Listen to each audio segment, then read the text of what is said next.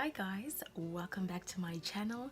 Today I've got a video about accommodation in Jersey Channel Islands. You might be thinking, so what about Jersey Channel Island accommodation? Well, let me tell you, there is a lot you need to know about staying in Jersey, and particularly the accommodation in Jersey, especially if you're a foreigner. Okay, so let me get right into it. So giving you a bit of background, to protect the locals, what the government did is they gave each and every person on the island a residential status. Okay, so this residential status determines where you can work and where you can live. So there are four broad categories in the status thing.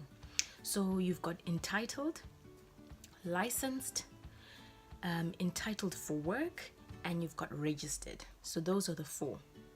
Okay, your residential status will be printed on the registration card you get when you go to Social Security. All right, this is what each of those residential status mean.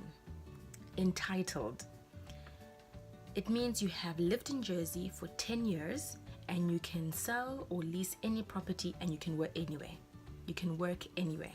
So you're pretty much a freelancer. You can do whatever you want when you want, okay? Then licensed. You're seen as an essential employee. You can buy, sell, or lease property with a few restrictions, but your employer needs permission to hire you. Entitled for work. This is someone who has lived in Jersey for 5 consecutive years or is married to someone who is entitled, licensed, or entitled for work. Okay, they can buy property jointly with an entitled spouse or civil partner, and they can lease registered property as a main place of residence, and they can work anywhere. And then finally, registered is everybody else. Okay, they can lease registered property only as their main place of residence, and the employer needs permission to hire them. Yeah, I know, right? Now, this will apply to everyone, I promise you. So as long as you're coming from outside of Jersey, this will definitely have an impact on you. Okay, now, from my understanding, each company is allocated a number of licenses. Okay, so this is like a card that's actually written licensed. When I started my job, I was informed that they didn't have enough licenses to give us new joiners. So I highly recommend that as you are discussing the offer, if you get a job offer, this should be one of the first things you ask is, will I get a license? Because this will make a difference. It's not the end of the world if you don't get one, but it's better to get a license. Okay, so I'm gonna give you a bit of background about the experience I had with looking for a place to live when I moved to Jersey last year, which was 2016 in March. Okay, it took me almost 2 months to find a decent place. All right, and the main reasons why it took me so long to find a place was, one, I expected to find something big. You know, coming from Zimbabwe where, you know, houses are quite huge, I wanted something like that. That was the expectation that was in my head. Okay, two, I wanted something that was really affordable. So those two things were complete opposites. Okay, three, registered properties were so hard to find. So like I mentioned about this agent, this was arranged by my company. This was someone who would help me to find accommodation. All right, now, even when they helped me, we couldn't find anything, so I actually had to continue on my own. All right, and I mainly use JT Insight to find registered properties. That's mainly where they are usually listed. So I'll leave a link in the description. And the thing is, I had to be so quick. Literally, an advert could go up in the morning and go down in the morning. Okay, so I literally had to be fast. See an advert, call the person, book an appointment as soon as possible, and that was it, because the properties were going so fast. Okay, so as I was doing my house search, these are some of the things that I then realized and learned. Okay, being single and young, it made more sense for me to live near the city center. Okay, most if not all of my friends lived close to the city center as well, and it was convenient and it would be cheaper as I wouldn't have to pay transport costs. But at the same time, the houses close to the city center were small. I mean, really small. Okay. I also realized that it was impossible for me to get anything that was less than £700 in that area. Okay, most of the places I found were just dodgy. And guys, I mean, I have seen some of the most dodgiest things ever.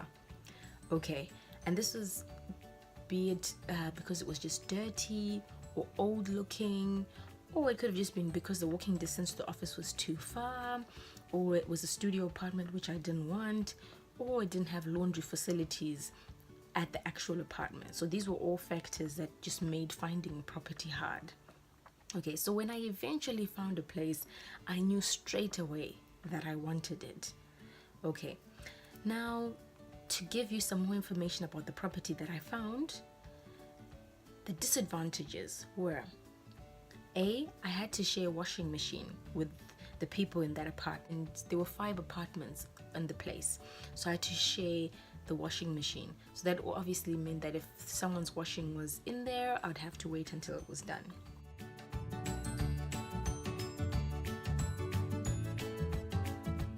Okay, B, my apartment was on the 2nd floor. Okay, so, and because it was a house, there was no elevator. So, you know, moving things up and down was sometimes a bit of a strain. And then C, it didn't have a kitchen, but it had a kitchenette. So literally, guys, it was just like a countertop, like a small one, literally. And that's all it, so really I couldn't do big meals as such. If I wanted to do a lot of things, I'd probably have to move to the table and kind of do some of my cutting there. It had a tiny fridge. Okay, so I never really did bulk buying of food. E, it had a 2-plate stove, so I couldn't cook a lot of things or use huge pots on that stove.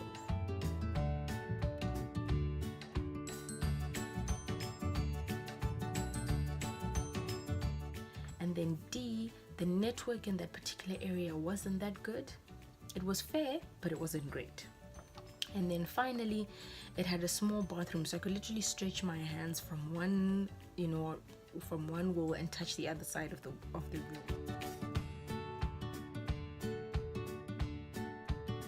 Now you guys must be thinking, geez, so why did you pick that place? Let me tell you the advantages of the place that I found. So A, I didn't have to pay any agent fees because I dealt directly with the landlord. B, I had a big bedroom, so the bedroom was really, yeah, it was fairly big. C, the house came pretty much fully furnished, and when I say fully furnished, I mean it had a bed, it had a big wardrobe, 2 drawers, 2 cupboards, lots of other little storage areas, a table, 2 chairs, a sofa, a fridge, cutlery, pots. Guys, so there wasn't really much that I had to buy, so this was another saving I made.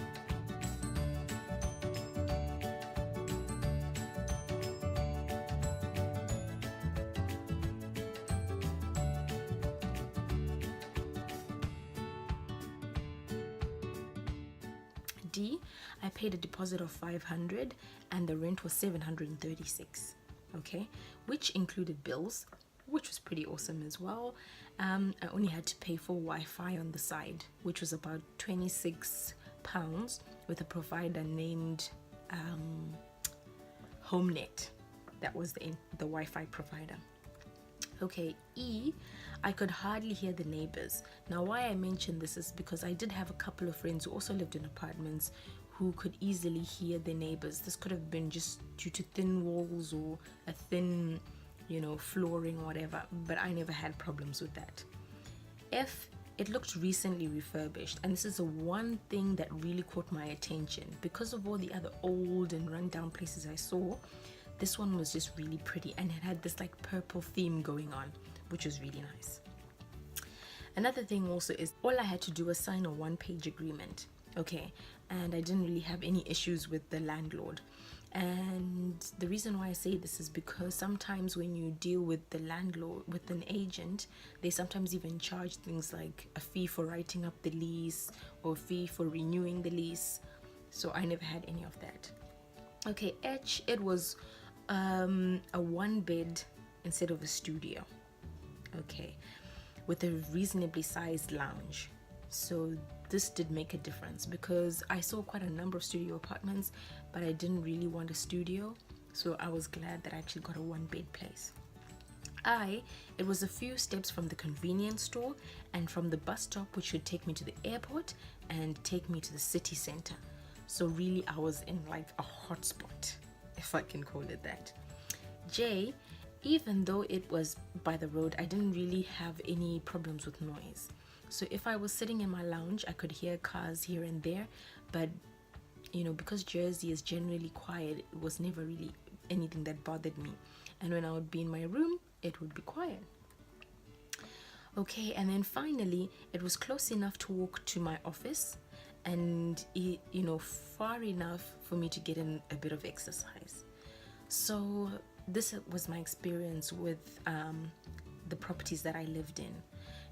Later on during the year, while I was employed with my employer at that time, they did offer me a license. But because I knew I was now moving over, because I left Jersey in May 2017, I therefore didn't take the license. But if I had, I would have been able to get even better sized properties, I could say, because people with licenses tend to have better options. Okay guys, so this was my experience with accommodation in Jersey. I hope you found this to be useful. Please do like, comment and share, and until next time, bye.